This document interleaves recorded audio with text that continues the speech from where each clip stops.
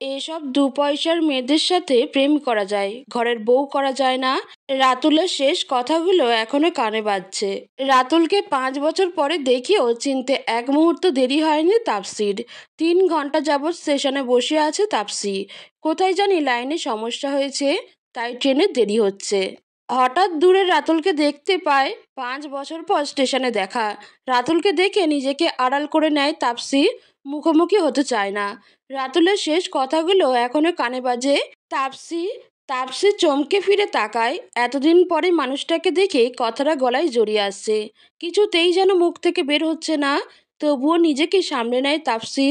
না, কিছুতেই রাতুলের সামনে নিজেকে দুর্বল দেখাতে চায় না। আরে রাতুল, আপনি? তুমি এখানে? কেমন আছো তুমি? আমি ভালো আছি, আপনি কেমন আছেন?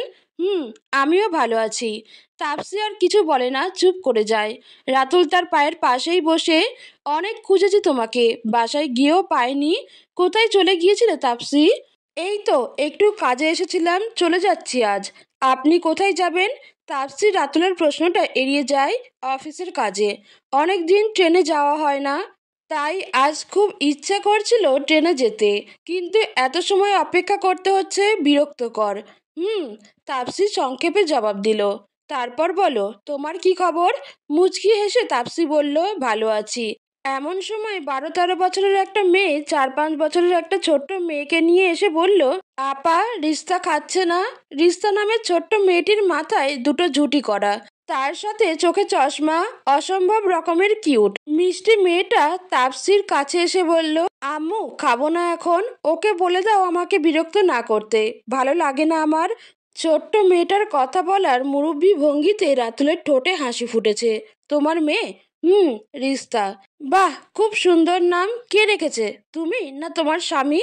তাপসি হাসে, কিছু বলে না। হাই রিস্তা, কেমন আছো? রিস্তা রাতুলের দিকে তাকিয়ে দেখে কিছু সময়, তারপর চশমাটা নাকের ডগা থেকে আঙুল দিয়ে ধাক্কা দিয়ে ঠিক করে নিয়ে বলে, আমি ভালো আছি। আম্মু, উনি কে? তাপসি কিছু বলার আগেই রাতুল বলল, আমি তোমার আম্মুর বন্ধু। তোমারও বন্ধু? সত্যি? তুমি আমার বন্ধু? হুম।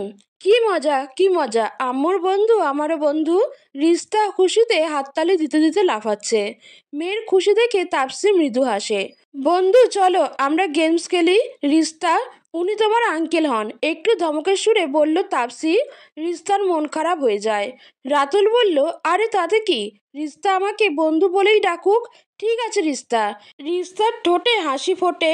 তাপসি রাতুলের সাথে রিস্তার বন্ধুত্ব পছন্দ করছে না। কুসুম নামের মেয়েটিকে রিস্তার সাথে খেলতে বলল। রাতুলও বসে আছে। তোমার স্বামী কোথায়? উনাকে দেখতে পাচ্ছি না। দেশের বাইরে থাকে। ও আচ্ছা, বিয়ে করলে কবে? 5 বছর। আপনার কি খবর বলুন, আপনার ওয়াইফ কেমন আছেন? মাথা নিচু করে হাসে রাতুল। হাসছেন যে? বিয়েটা করা হয়ে ওঠেনি। কেন? নীরার সাথে না বিয়ে ঠিক হয়েছিল? শেষ পর্যন্ত আর হয়নি। ওহ, কেন হয়নি জানতে ইচ্ছে করছে না তাপসির। বড়লোকের ব্যাপার স্যাপারই আলাদা, কখন কি খেয়াল আসে সেটা তারাই জানে। তাপসি ভুলেনি এই রাতুল 5 বছর আগে কিভাবে অপমান করেছিল তাকে। শুধু তাই নয়, তাদের সম্পর্ককে অস্বীকার করেছে। তাই রাতুলের সামনে অস্বস্তি হবে তাপসির, এটা অস্বাভাবিক নয়। তাপসি, আই এম সরি, তোমার সাথে অন্যায় করেছি, পারলে ক্ষমা করে দিও। জানেন মিস্টার রাতুল, আজ আমার কাছে কি কি আছে? ও সরি, প্রশ্নটা এভাবে করতে পারেন? কি কি নেই? আমার মেয়ের শখ ট্রেনে চড়ার, তাই আজ ওকে নিয়ে ট্রেনে সফর। আমার কাছে আজ কি নেই? গাড়ি, বাড়ি, যশ, খ্যাতি, আর তার চেয়েও দামি জিনিসটাও আমার কাছে আছে, আমার মেয়ে। আপনাদের সমাজে কি যেন একটা বলে, হাই ক্লাস সোসাইটি, সেটাতে আমার নাম ডাক এখন অনেক উচ্চতায় পৌঁছে গেছে। আমি আর কোনো গরিব ঘরের অতি সাধারণ মেয়ে নই, কিন্তু এত কিছুর পরেও আমার মেয়েকে আমি শিখিয়েছি কিভাবে মানুষকে মূল্যায়ন করতে হয়। বাই দ্য ওয়ে, ভালো হয়েছে দেখা হয়ে। এমন সময় ট্রেন এসে পড়ে। একটা ছেলে বেশ হ্যান্ডসাম দেখতে এসে বলল, ম্যাডাম চলুন, ট্রেন এসে গেছে। তো মিস্টার রাতুল, ভালো লাগলো কথা বলে, আসছি। তাপসি ঋষিতার হাত ধরে এগিয়ে যায়। সাথে কুসুম নামের মেয়েটি আর ওই ছেলেটি কুলিদের দিয়ে জিনিসপত্র সব নেয়ার ব্যবস্থা করছে। রাতুল কিছুক্ষণ পাথরের মতো দাঁড়িয়ে থাকে। তাপসির কোনো কথা যেন বুঝতে পারেনি।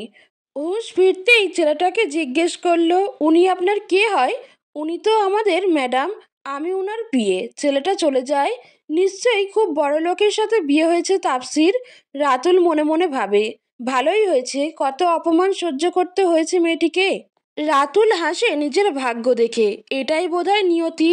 সেই রাতুল যে কিনা নিজের গাড়ি ছাড়া অন্য কারোর গাড়িতেই উঠতো না, আজ সে ট্রেনে চড়ে চাকরির ইন্টারভিউ দিতে যাচ্ছে। আর তাপসি, তাপসি কত সাধারণ মধ্যবিত্ত পরিবারের মেয়ে। পরিবার বলতে অন্ধ মা আর এক ভাই ছিল।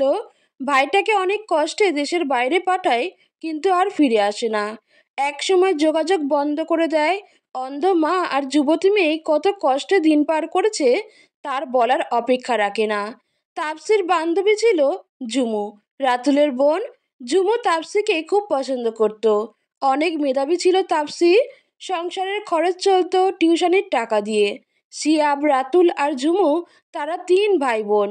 শিয়াব দেশের বাইরে থাকে। একবার স্ত্রী সন্তানকে সাথে নেওয়ার প্রস্তুতি নেয়। তখন শিয়াবের মেয়ে অর্পার জন্য একজন গৃহশিক্ষকের খোঁজ চলছিল। বাইরে যাবার আগে 6 মাস পড়ানোর জন্য ঝুমু তখন তাপসিকে পড়াতে বলে, কারণ ঝুমু তাপসির পারিবারিক অবস্থা জানতো। তাপসিও রাজি হয়ে যায়, কারণ সবগুলো টিউশনি থেকে যা পায় তার থেকেও বেশি পাবে এখানে। সেই থেকে রাতুলের পরিবারের প্রবেশ তাপসির। আর সেই তাপসি আজ কোথায়? রাতুলের ভাবনায় ছেদ পড়ল। ট্রেনের হুইসেল বাজায়। দৌড়ে গিয়ে ট্রেন ধরল।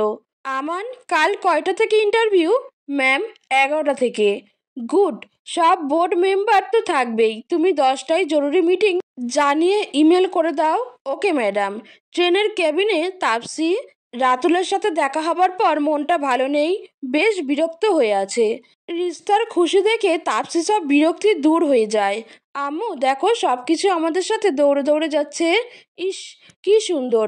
আম্মু, আমরা আবার ট্রেনে করে যাব, আবার আসবো, আবার যাব। না না, আমি এখন থেকে ট্রেনে করেই যাব। প্লিজ আম্মু, প্লিজ প্লিজ। আচ্ছা মা, ট্রেনেই যাবে। রিস্তার হাসি মুখের দিকে তাকিয়ে আছে তাপসি। রাতুলের ছায়াও মেয়ের উপর পড়তে দেবে না, কিছুতেই না। তবুও একটা চিন্তার রেখা ফুটে উঠেছে তাপসির কপালে। তাপসির হাতে আবেদনকারীদের বায়োডাটা। 15 জনের ইন্টারভিউ নেওয়া হয়েছে। 16 নম্বর প্রার্থীর কাগজ হাতে নিতেই চমকে ওঠে তাসফি। রাতুলের ছবি। এমন সময় রাতুলও প্রবেশ করে।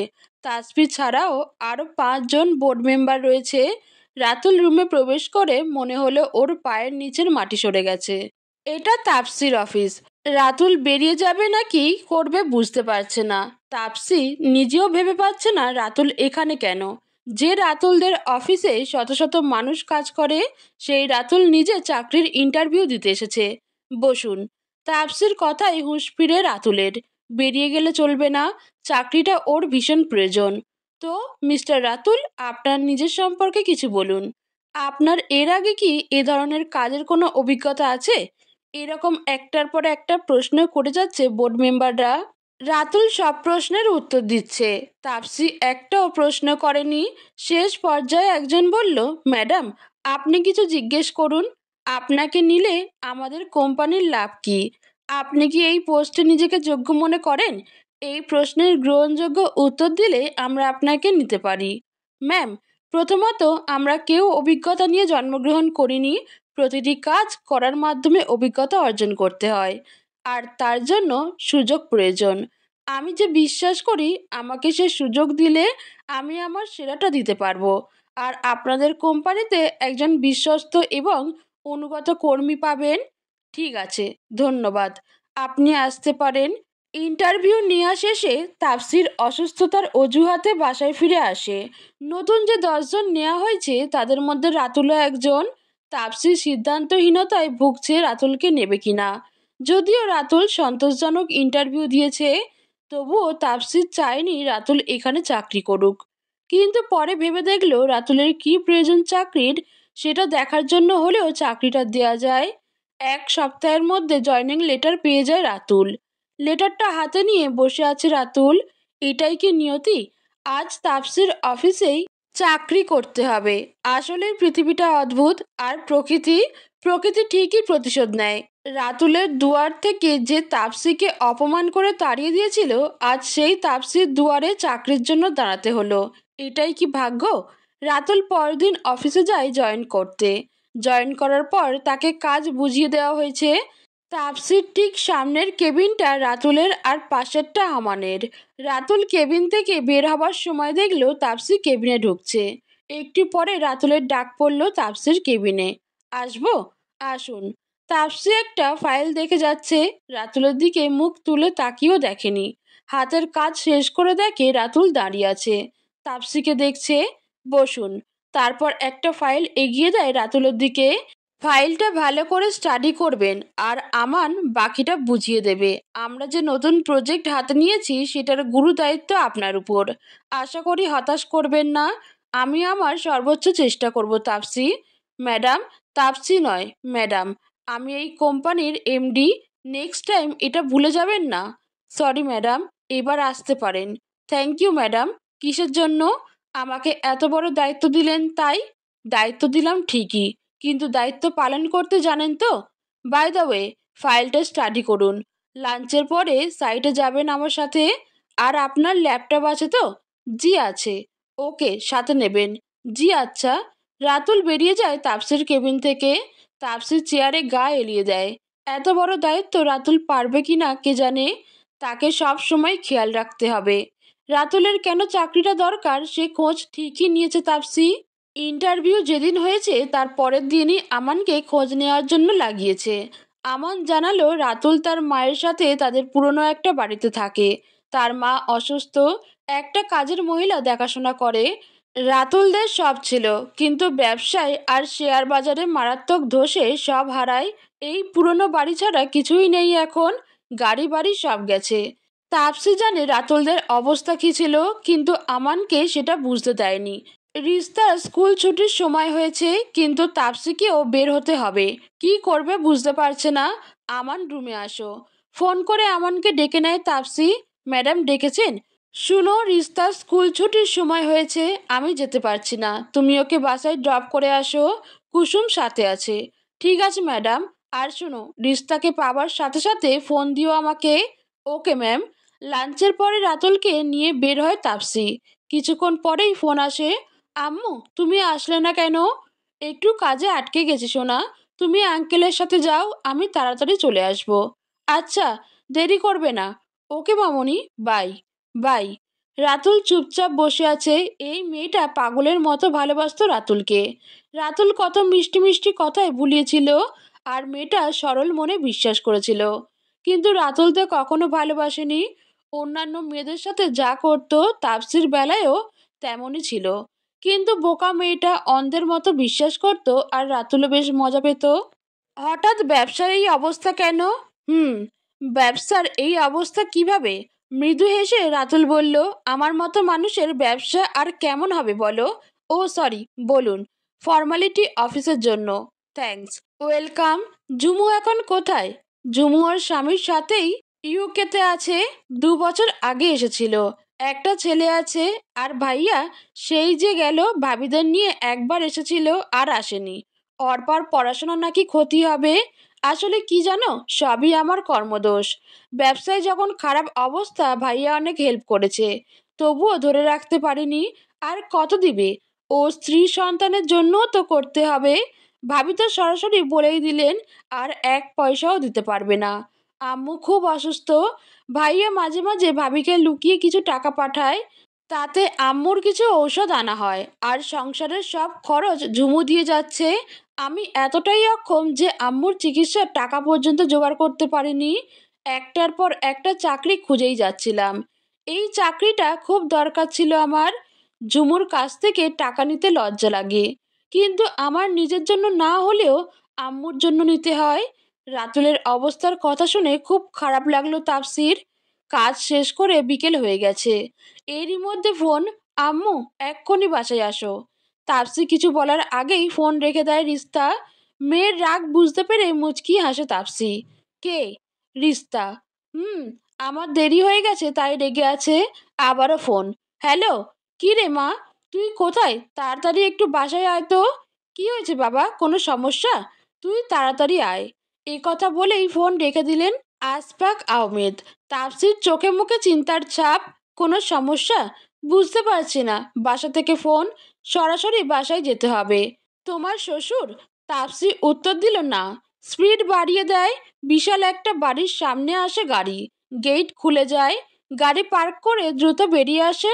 রাতুলও নেমে আসে গাড়ি থেকে। সন্ধ্যা হয়ে গেছে। কলিং বেল বাজাতে গিয়ে দেখে দরজা খোলা। পুরো বাসা নীরব। কারো সারা শব্দ পাওয়া যাচ্ছে না। ঘরে প্রবেশ করে তাপসি আর রাতুল। রিস্তা, বাবা? না, কেউ সাড়া দিচ্ছে না। একটা চিরকুট পড়ে আছে। ছাদে চলে আসো। তাপসি দৌড়ে ছাদে যায়, তার পিছনে রাতুলও। ছাদের দরজা খুলতেই চারদিকে আলো ঝলমল করে উঠল। Happy birthday to you, happy birthday to you. Rista দৌড়ে এসে জড়িয়ে ধরে তাপসিকে। হ্যাপি বার্থডে আম্মু। থ্যাংক ইউ সোনা। এইসব করতে গেলে কেন? তোমরা জানো না আমি আমার জন্মদিন পালন করি না? তুই করিস না, আমরা করব। এখন থেকে করতে হবে। আমার নাতনির অর্ডার মানতেই হবে। আশফাক সাহেব এগিয়ে এসে বললেন, বাবা তুমিও পারো। আদর দিয়ে মাথায় তুলছো। বেশ করেছি, এবার এদিকে আয়, কেক কাটবি। রাতুলের দিকে তাকিয়ে বললেন, উনাকে তো চিনতে পারলাম না। উনি মিস্টার রাতুল। আজই জয়েন করেছেন। আমার সাথে সাইটে গিয়েছিলেন। তোমাদের ফোন পেয়ে দৌড়ে আসতে হলো। এভাবে কেউ ফোন করে ডাকে? ভয় পেয়ে গেছি। রিস্তা দৌড়ে এসে রাতুলের হাত ধরে বলে, দাদু উনাকে চেনো না? উনি তো আম্মুর বন্ধু। আমারও বন্ধু। বন্ধু আঙ্কেল। রাতুল সালাম দিয়ে হ্যান্ডশেক করে, তারপর রিস্তাকে কোলে তুলে নেয়। আশফাক সাহেব, রিস্তা আর আমান মিলে পুরো ছাদ সাজিয়েছে।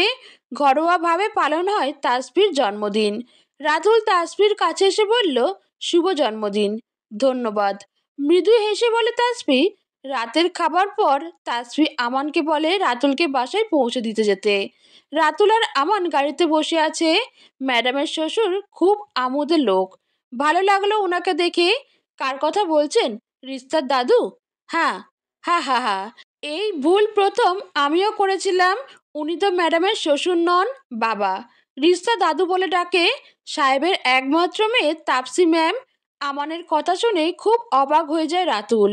তাপসির বাবা অনেক বছর আগেই মারা গেছেন, সেটা রাতুল জানে। ভেবেছিল শ্বশুর, কিন্তু ম্যাডামের হাজবেন্ড কি করেন? ম্যাডাম মনে হয় বিধবা। কোনোদিন ওনার স্বামীর কথা শুনিনি। অনেকে বলে ডিভোর্স হয়ে গেছে, অনেকে বলে রিস্তার জন্মের আগেই মারা গেছে। ও, সো স্যাড। কিন্তু রাতুলের হিসেব মিলছে না।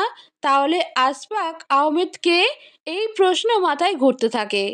2 দিন পরে বিকেলবেলা প্রজেক্টের কাজ দেখে ফিরেছে তাসফি, সাথে রাতুল। রাতুলকে সাথে নিয়েই ফিরতে হয়। রাতুলের গাড়ি নেই। তাছাড়া প্রজেক্টটা বেশ দূরে। হঠাৎ আকাশ কালো হয়ে যায়।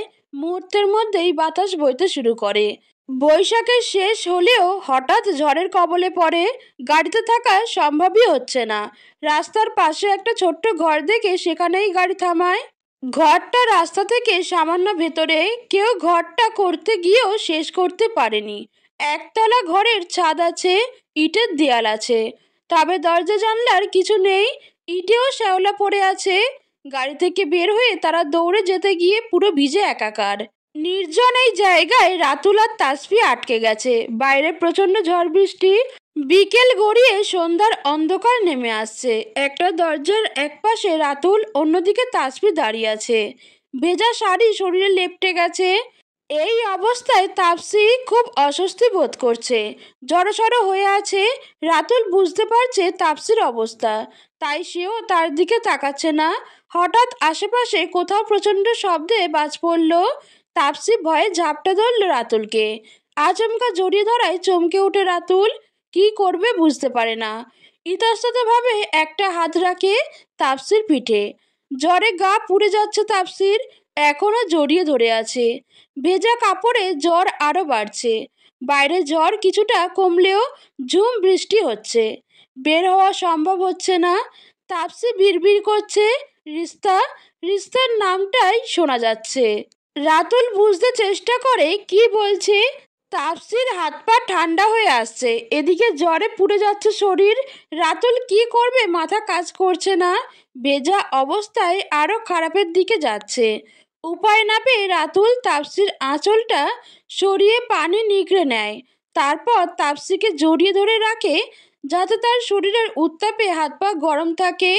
রাতুল, ও আমার মেয়ে, তুমি চলে যাও। রিস্তা আমার। নিজের নাম শুনে চমকে ওঠে রাতুল। রিস্তার সাথে তার কি সম্পর্ক বুঝতে পারে না। কেন এসব বলছে তাপসি? বৃষ্টি অনেক কমেছে, এদিকে রাত 8টা বেজে গেছে। তাপসির মোবাইলটাও বন্ধ হয়ে গেছে। বাসায় নাম্বার নেই রাতুলের কাছে, আর নেটওয়ার্কের অবস্থা খারাপ, তাই আমানকে ফোন দেওয়া সম্ভব হয়নি। রাতুল তাপসিকে তুলে নিয়ে গাড়িতে শুইয়ে দেয়, তারপর নিজে ড্রাইভ করে বাসায় আসে।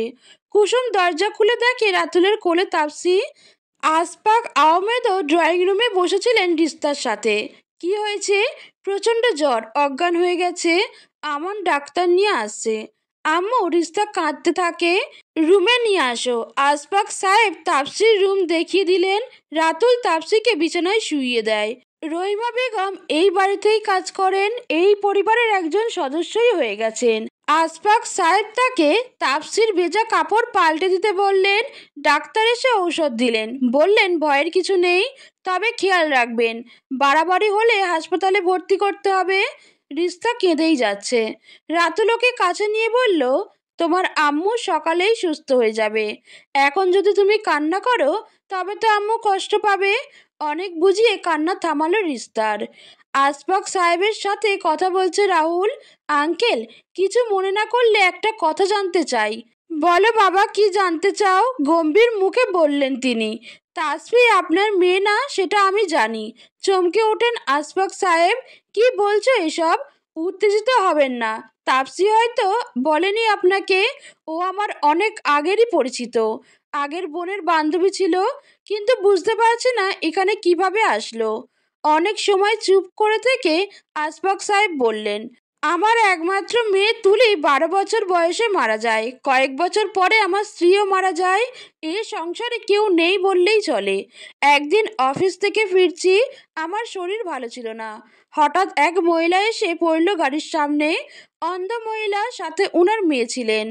মেয়ে কি যেন করতে ব্যস্ত ছিল, আর মহিলা না বুঝেই গাড়ির সামনে এসে পড়ে।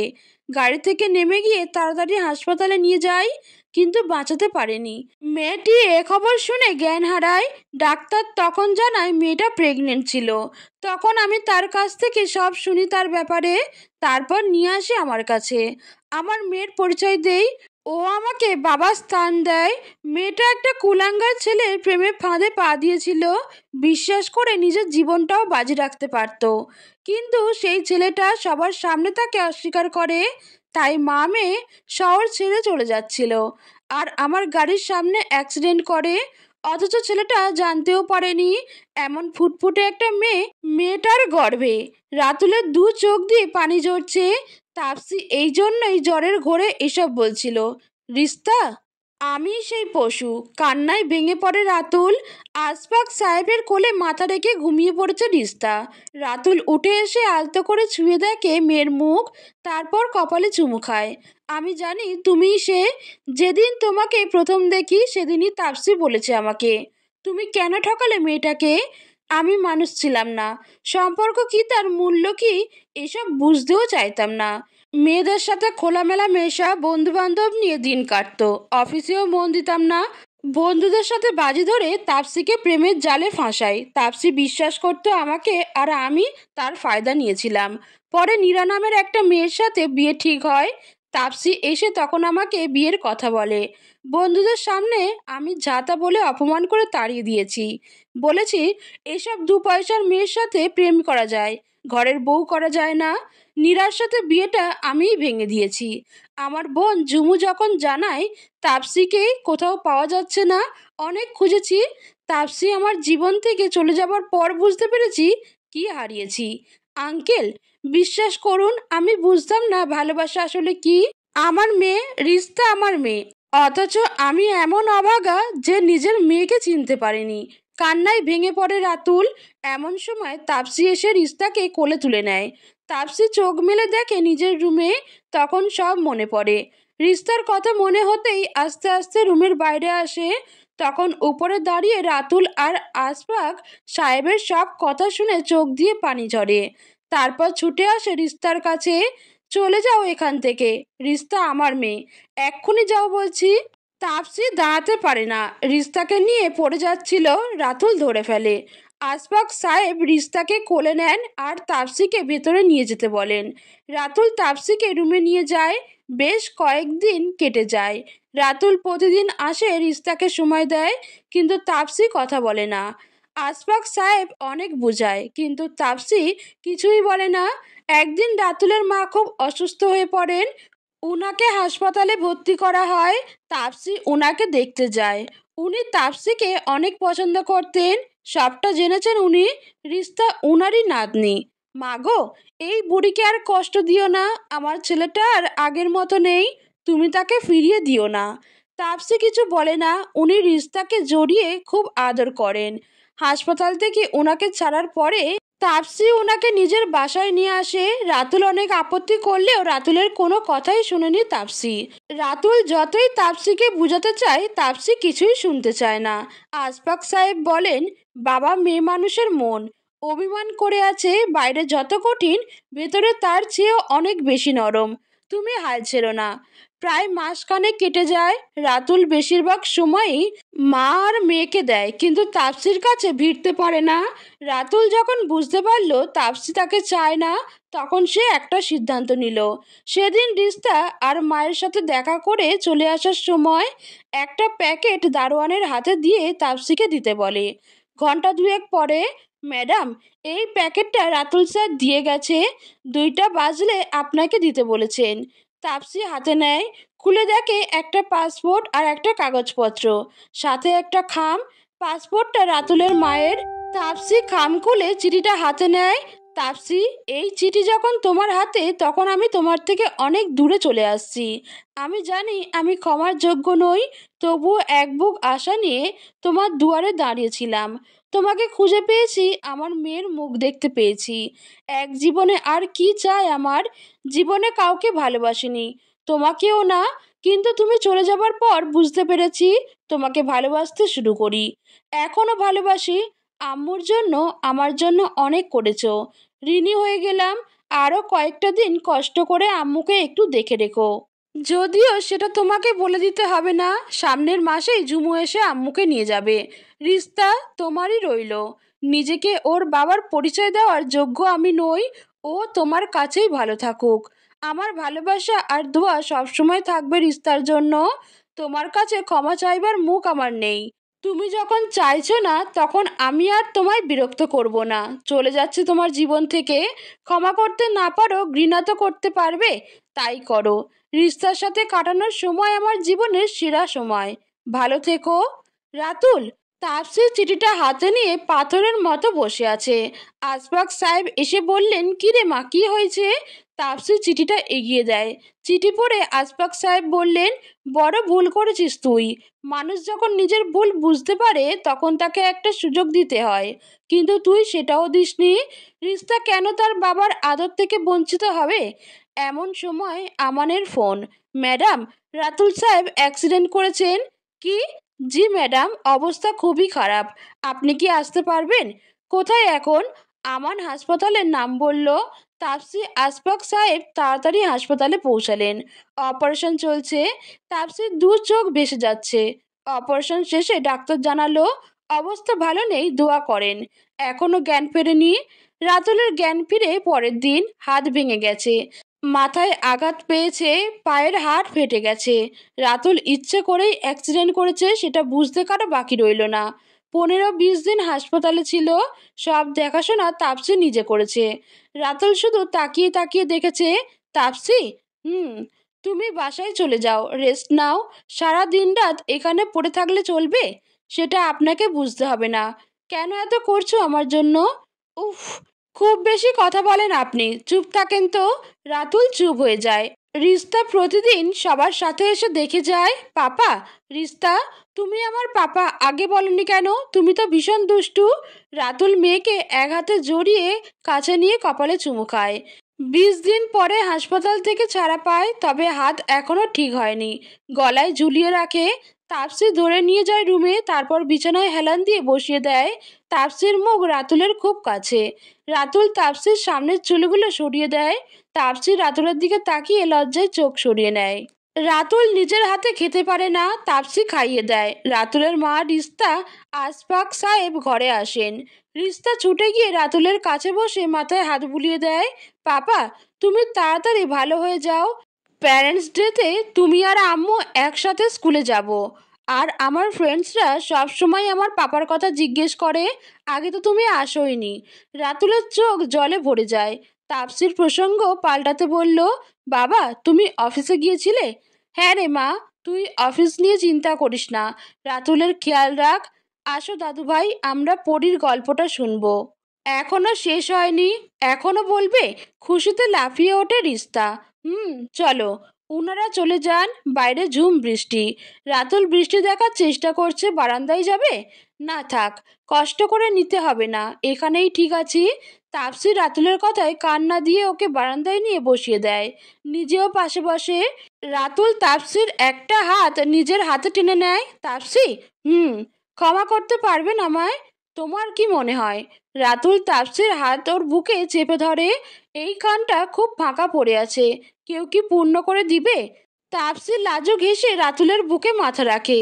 মাথায় চুমুকে রাতুল আরো শক্ত করে জড়িয়ে ধরে তাপসির মাথায় হাত বুলিয়ে দেয়। বিকেল গড়িয়ে সন্ধ্যা হয়ে যায়, তখনও রাতুলের বুকে লেপ্টে আছে তাপসি। কখন যে ঘুমিয়ে পড়েছে বুঝতে পারেনি, রাতুলও ডাকেনি। অনেকদিন ঠিকমতো না ঘুম না খাওয়া, রাতুলের সেবা করে যাচ্ছে। এই রে, সন্ধ্যা হয়ে গেছে, আমাকে ডাকনি কেন? কেন ডাকবো? উঠতে হবে না? সেই দুপুর থেকে এখানে, সবাই কি ভাববে? যা ইচ্ছে ভাবুক, তুমি কোথাও যাবে না, এইখানেই থাকবে। হয়েছে হয়েছে, এবার ভেতরে চলো, এভাবে আর কতক্ষণ বসে থাকবে? রাতুলকে ভেতরে নিয়ে যায়। রাতে রাতুল ঘুমানোর আগ পর্যন্ত তাপসি বসে থাকে ওর পাশে। পরদিন সকালে রাতুলের ঔষধ খাওয়ানোর পরে আশফাক সাহেব আর রাতুলের মা আসেন। বাবা, তোমাদের দুজনের সাথে কিছু কথা বলতে আসলাম। বলেন আঙ্কেল। আর কতদিন আঙ্কেল ডাকবে বলো তো? এবার তো বাবা ডাকো। রাতুলের মা বললেন, তোদের বিয়েটা সেরে ফেলতে চাই, কিন্তু আমি তো বিয়ে করতে পারবো না এখন, গম্ভীর মুখে বলে রাতুল।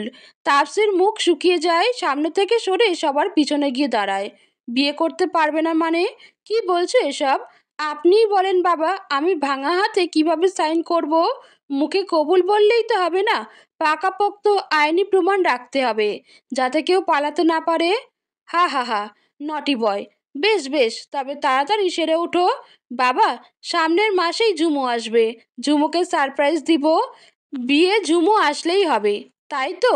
তাহলে এটাই ঠিক রইল, সামনের মাসে ঝুমুর আসার তারিখ মিলিয়ে বিয়ের দিন ঠিক করে নেব। 1 মাস পর রাতুল পুরোপুরি সুস্থ হয়ে গেছে, এয়ারপোর্টে এসেছে ঝুমুদের নিতে। এত কিছু হয়ে গেছে, কেউ ঝুমুকে জানায়নি। রাতুলের অ্যাক্সিডেন্টের কথা শুনলেও তাপসির কথা সবাই গোপন করে গেছে। এয়ারপোর্ট থেকে বাসায় ফেরার পথে রাতুল সব জানায় ঝুমুকে। ঝুমু কি যে খুশি হয়েছে। বাসায় এসে কলিং বেল বাজাতেই তাপসি দরজা খুলে। তাপসিকে দেখে ঝুমু জড়িয়ে ধরে কান্না শুরু করে। আরে বাবা, সব কান্না এখনই কেঁদে ফেলবি? ভাবির জ্বালাতন সহ্য করে কবে কাঁদবি? তোর বউ কি জ্বালাতন করবে? ননদিনীর অত্যাচার সইতে হবে তাকেই। ঝুমুর কথায় সবাই হেসে ওঠে। তুমি আমার ঝুমু পিসি? এটা কে গো? এত সুইট রসগোল্লা, কে গো তুমি? ঝুমু কোলে তুলে নেয় রিস্তাকে। এ মা, তুমি আমাকে চিনো না? উহ, তুমি কি অ্যাঞ্জেল? হা হা হা, আমাকে কি অ্যাঞ্জেলের মতো দেখাচ্ছে? কি বোকা তুমি! হি হি হি। রিস্তা খুব মজা পায়। তাই তো, আমি কি বোকা? তবে তুমি কে আমি তা জানি। বলো তো আমি কে? তুমি হলে আমাদের সাঁঝের প্রদীপ, আমাদের অ্যাঞ্জেল। এবারও পারলে না। উফ, কি যে করি তোমাকে নিয়ে। কপাল চাপড়ে বলে রিস্তা। আমি রিস্তা? রিস্তা, বুঝেছ? আরে পাকা বুড়িমা, বুঝেছি। রিস্তার গালে চুমু খায় ঝুমু। 1 সপ্তাহ পরে ঘরোয়া আয়োজনে বিয়ে হয়ে যায় রাতুল আর তাপসির। ফুলসজ্জার রাতে তাপসিকে ঘরে দিয়ে দরজা তালা দেয় ঝুমু আর ঝুমুর বর। ভেতরে ঢুকতে হলে চাবি লাগবে, আর চাবি আমার কাছে। তোর কাছে তো, খুলে দে। ইস, কি তারা! চাবি চাইলে বকশিস দাও, তবেই দিব। 1 পয়সাও দিব না। তাহলে সারা রাত বাইরেই দাঁড়িয়ে থাকো, আমরা চললাম। আরে শুন শুন, এই নে 500। মাত্র? মাত্র কি, এটাই বেশি। 5,000 হলে ভেবে দেখতে পারি। কি? ভাগ এখান থেকে। শেষ পর্যন্ত 3,000 টাকা দিয়ে চাবি উদ্ধার করে রাতুল। তাপসি উঠে রাতুলকে সালাম করতে যায়, আর রাতুল সোজা কোলে তুলে নিয়ে যায় তাপসিকে। অতঃপর আকাশের এক ফালি চাঁদ জানালা গলিয়ে উঁকি দেয় ঘরে। একটা নতুন স্বপ্নের হাতছানি শুরু হয় রাতুল তাপসির জীবন। রিস্তা তাদের আঁধার ঘরে আলোর প্রদীপ হয়ে সারা ঘর আলোয় আলোয় ভরিয়ে রাখে।